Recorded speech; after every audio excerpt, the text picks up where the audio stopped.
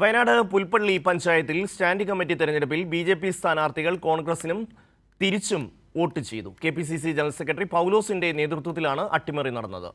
9 seat LDF-നും 8 seat UDF-നും 4 seat NDA-ക്കും കിട്ടിയിരുന്നു. ജോഷില ചേരുകയാണ്.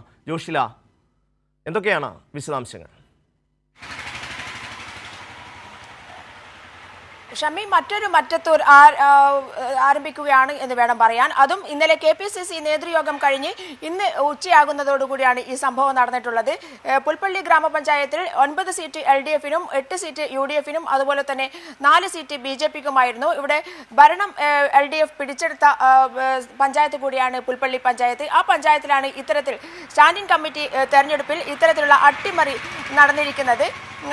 നേരെ BJP അംഗങ്ങൾ മുഴുവൻ UDF സ്ഥാനാർത്ഥികൾക്കും അതുപോലെ തന്നെ UDF അംഗങ്ങൾ മുഴുവൻ BJP സ്ഥാനാർത്ഥികൾക്കും വോട്ട് ചെയ്യുന്ന രീതിയിലേക്ക് കാര്യങ്ങൾ പോയിരിക്കുന്നു. ഇതാണ് ഇന്നലെ KPCC നേതൃയോഗത്തിന് ശേഷം ഉണ്ടായ മാറ്റം എന്ന് പറയുന്നത്. അതും വയനാട്ടിൽ വെച്ച് തന്നെ ഈ മാറ്റം ഉണ്ടായിരിക്കുന്നു എന്നുള്ളതാണ് വസ്തുത.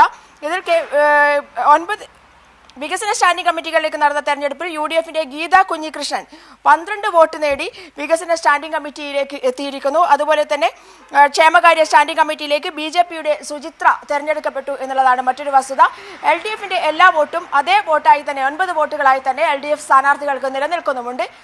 BJP കോൺഗ്രസ് ധാരണ അത് പുറത്തെത്തി കഴിഞ്ഞു എന്നുള്ളതാണ് വയനാടിനെ സംബന്ധിച്ചിടത്തോളം KPCC നേതൃയോഗത്തിന് ശേഷം വന്ന മാറ്റം. ഷമി, ജോഷിലെയാണ് വിവരങ്ങൾ നൽകിയത്.